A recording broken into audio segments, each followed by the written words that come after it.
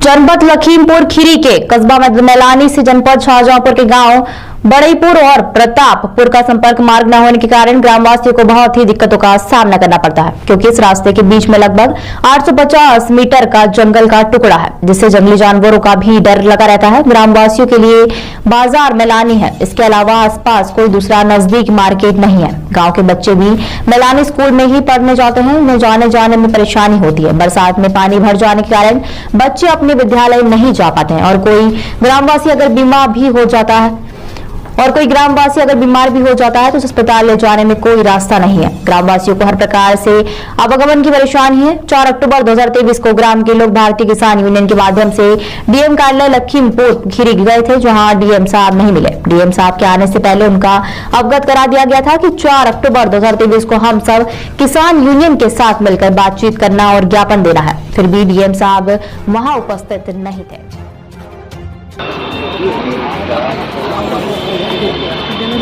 अच्छा, एक और है कि देखिए खेतों में जो दवाइयाँ पड़ रही हैं वो इतनी खतरनाक हैं, बीमारी पे बीमारी बोल रही हैं, इसलिए ऐसी दवाइयाँ देखिए, ये भारतीय किसान यूनियन का संगठन है, हमारे किसानों का संगठन है, ठीक है ना जी। और हम तो विशेष रूप से किसान की मांग करेंगे। और वैसे तो यहाँ का जन्मा किसान है, ये कृषि प्रधान देश ही है। यहाँ जो पैदा हुआ तो किसान पैदा हुआ। हमारी सीमा पर रक्षा करने वाला हमारा बेटा है, बोलो आवाज बंद हो जाएगी। हमारी रक्षा करने वाले ये वर्दी खाकी पहने हैं, ये आपके बच्चे हैं, ये बात नहीं। तो जो किसानों के बच्चे और बच्चियां अर्थात लड़के और लड़कियां पढ़े लिखे ग्रेजुएट हैं, उनको जब तक सरकार नौकरी न दे सके तब तक उनको बेरोजगारी भत्ता 5000 रुपया महीना दे। अरे सारा पैसा उनके माँ बापों ने कर्ज लेकर लगा दिया, अब सड़क पर घूम रहे हैं, तो कम से कम नौकरी न मिले तो तब तक भत्ता दो, और नौकरी नहीं मिले तो जीवन भर देना पड़ेगा। लेकिन मित्रों, इसके साथ साथ एक बात पे और ध्यान रखना, ये सब होगा तभी जब आप संगठित हो पाओगे, ठीक है।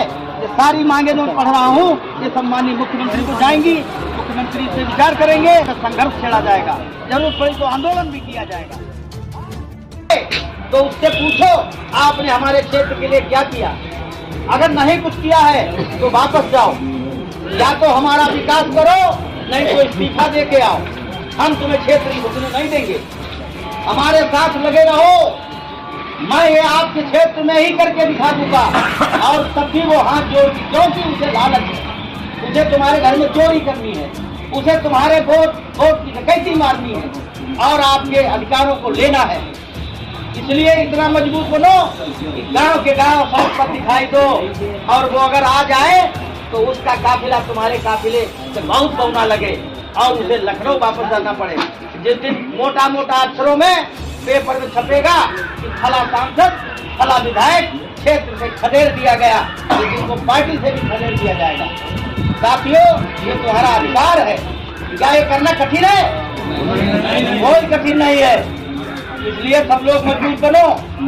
और मैं चाहता हूँ कि अगली बार मैलानी क्षेत्र जब हम कभी आए तो साथ के साथ वोट दिखाई दो, और लखनऊ या दिल्ली बैठा सांसद विधायक देखे कि वहाँ की जनता खुद अपने आप काम करने के लिए निकल पड़ी, अब नौकरों के सहारे नहीं, ठीक है ना।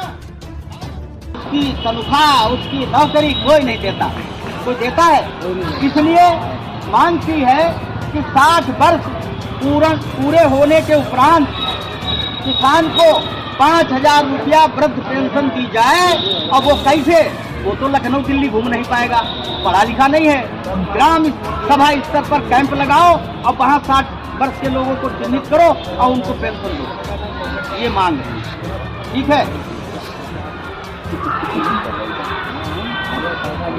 अगला एक और है, देखिए, जिनके पास जमीन है, सुन रहे हो हमारी बात सब लोग? भारतीय किसान यूनियन, भारतीय किसान यूनियन भानु, अभी तो ये अंगड़ाई है, अभी तो ये अंगड़ाई है। अन्याय हुआ यदि कृषकों पर, खून बहेगा।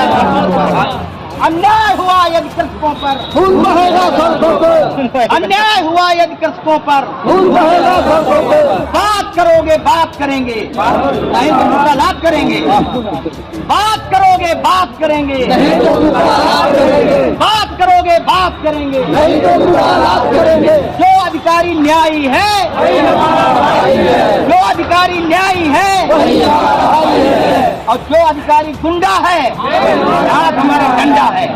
अब आप लोग डंडा लाए ही नहीं तो क्या कहोगे? तो डंडा, अब आपका डंडा ही नहीं है। इधर की बात कर रहा हूँ। करम प्रणाम जोर जू पानी, सबके अंदर सीताराम का, भगवान राम का अंश मान करके, ईश्वर का अंश मान करके सभी साथियों को सादर नमस्कार। साथियों, आज सबसे बड़ी जनसंख्या आज भी हमारे देश में किसानों की है। पहले तो 80% थे, अब 80% से घट करके 70% हो गए। बाकी लोगों ने और पैसा प्रमुखता से अपना लिया है। तो साथियों, लेकिन यहाँ जब हम देखते हैं, नजर डालते हैं, तो जहाँ गांव के गांव किसानों से भरे पड़े हैं, तो यहाँ गिने चुने पदाधिकारी ही आते हैं। हम सबको अपने क्षेत्र में जाकर के जागरूक करने की आवश्यकता है कि जब आह्वान हो किसान यूनियन का, तो गांव-गांव से टिड्डी दल की तरह लोग उमड़ पड़े।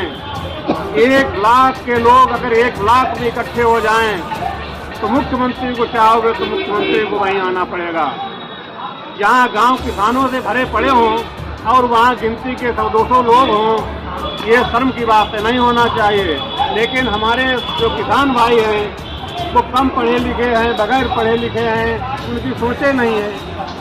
और जहां कर्मचारी, अधिकारी, कर्मचारी, सरकारी कर्मचारी मुट्ठी भर होते हैं, वो सब इकट्ठे हो जाते हैं, है कि नहीं? उनकी संख्या ज़्यादा हो जाती है।